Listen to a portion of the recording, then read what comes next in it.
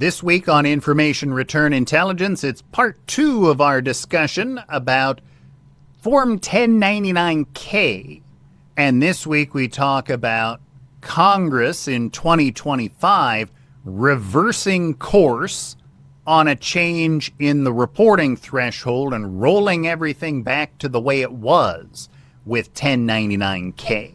And we talk about why Congress had first said they wanted to change the threshold, and then two big arguments against changing the threshold, so that's why the big beautiful bill rolled it back to the way it was before. It's part 2 of our 1099-K discussion this week on Information Return Intelligence, powered by IOFM. My name is Jason Dynison. Welcome to the show. Well, this week we're trying something different. We do both an audio and video version of Information Return Intelligence, and the video version has always just been me standing there behind a microphone. We're working on getting a real setup like me behind a table and maybe some nice decor to look at. We're also experimenting with, if you watch the video, we have some companion images. It is a PowerPoint, but it's not really an in-depth PowerPoint that just helps with some of the key points in the podcast if you're watching on YouTube. If you're listening to the audio only, that's okay. It'll be just same as always.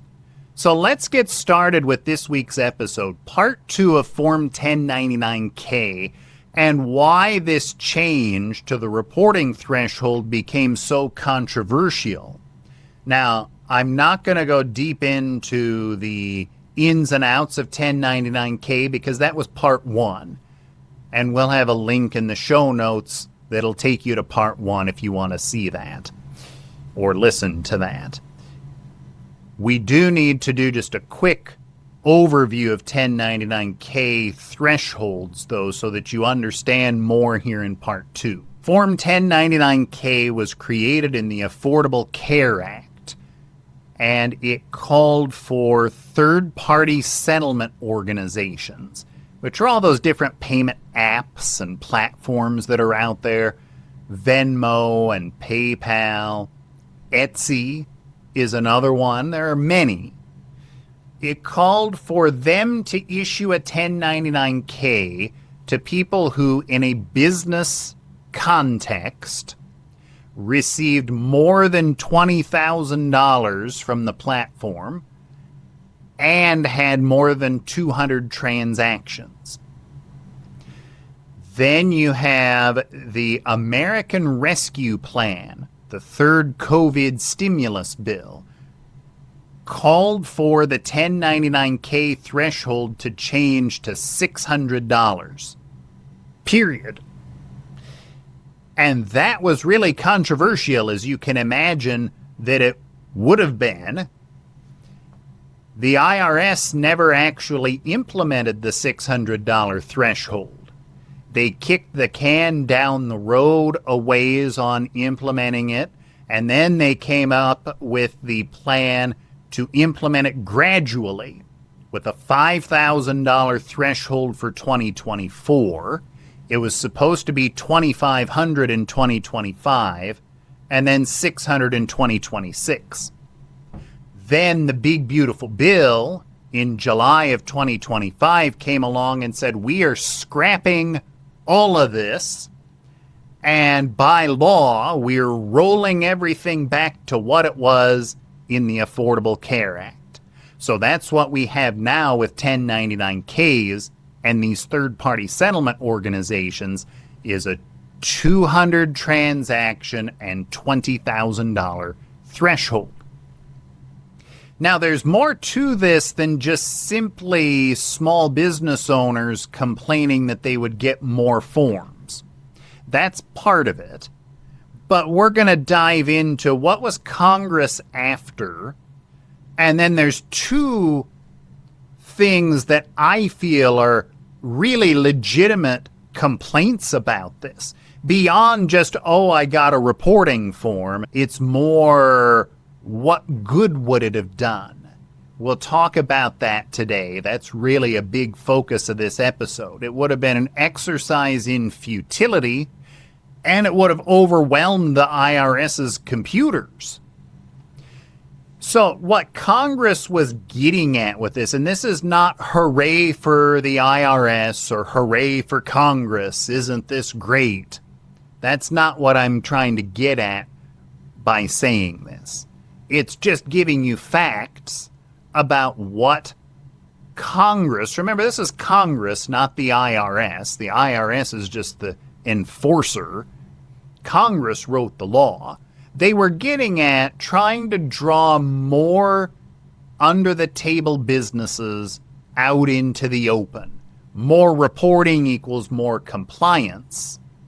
And that means more people reporting their income and theoretically more tax revenue being created for the government.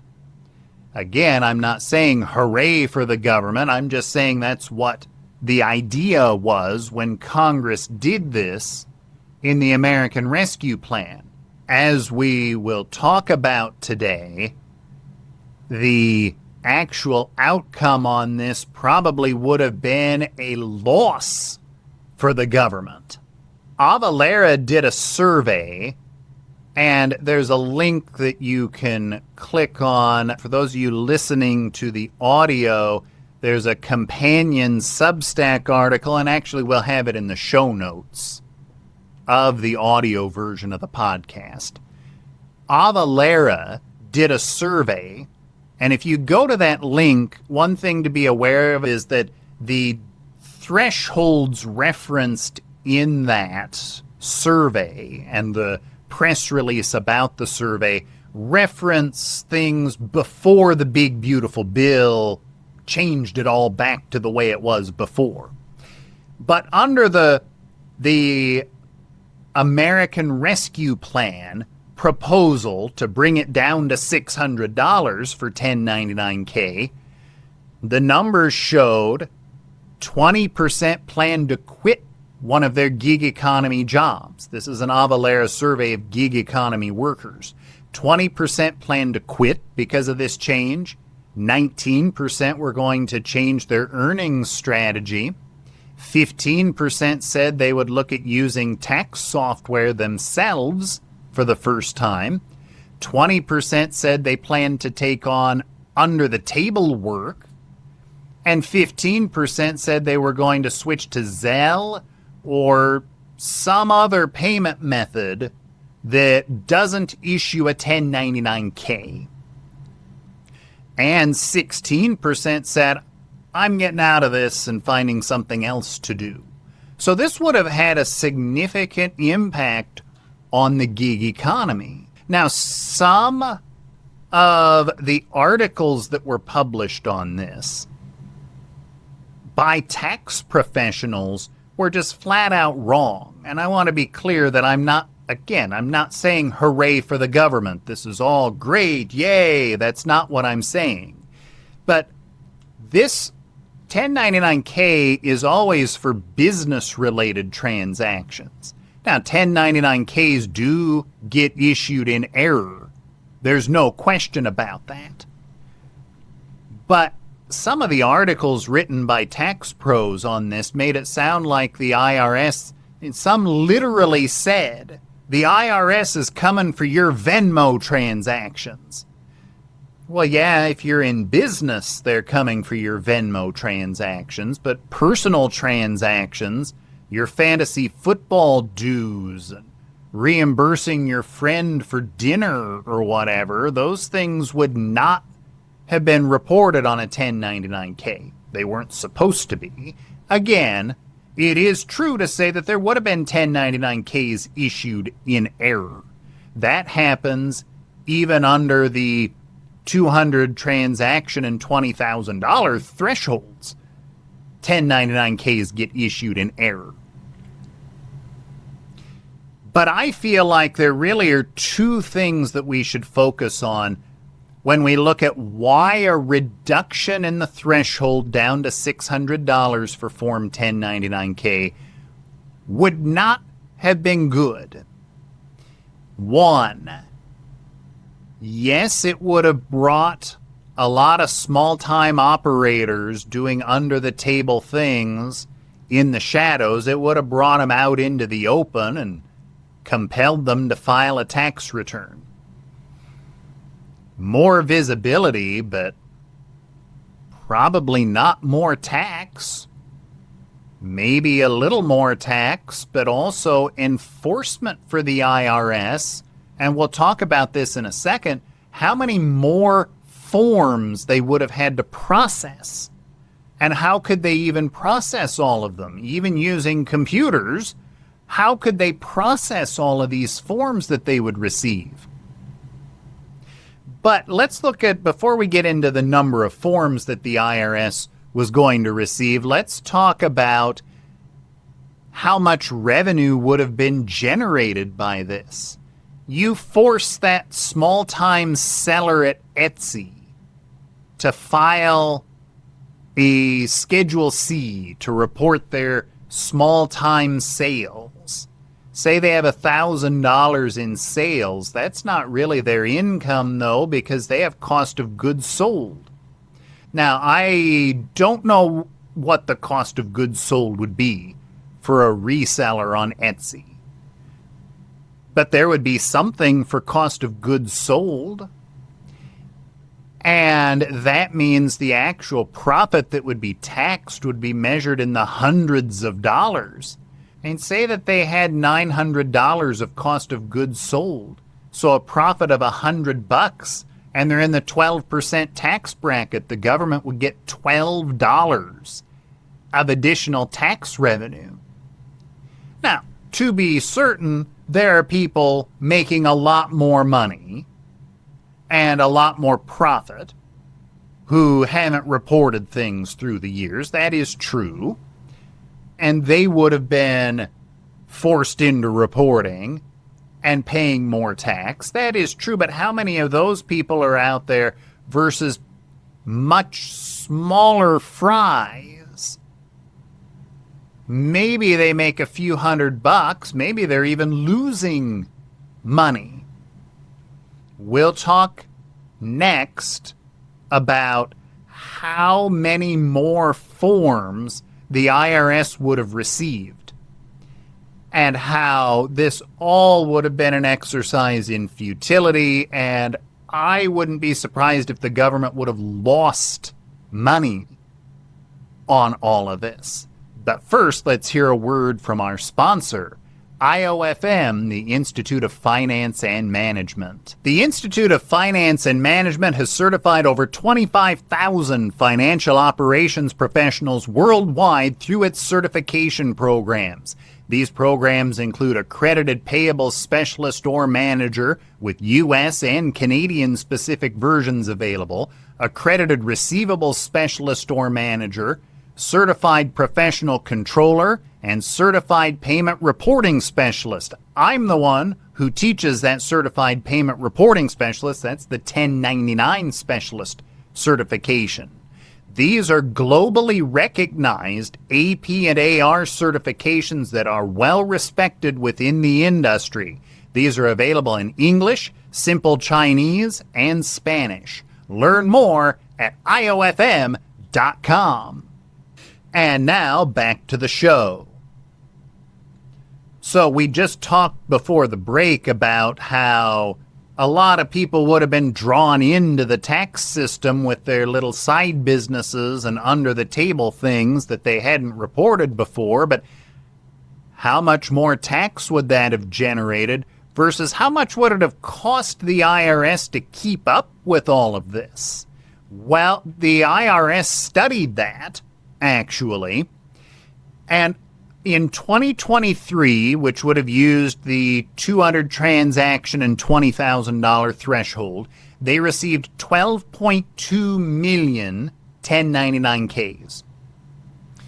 They projected that a change to $600 for the 1099K threshold would have resulted in 33 million 1099Ks being filed. Nearly triple the workload. which begs the question of, even though these would have probably all or almost all been e-filed, what on earth would their systems do with all of these forms? And if one of those small-time operators making a few $100 said, yeah, I don't care, I'm not reporting this, how would the IRS have actually enforced anything?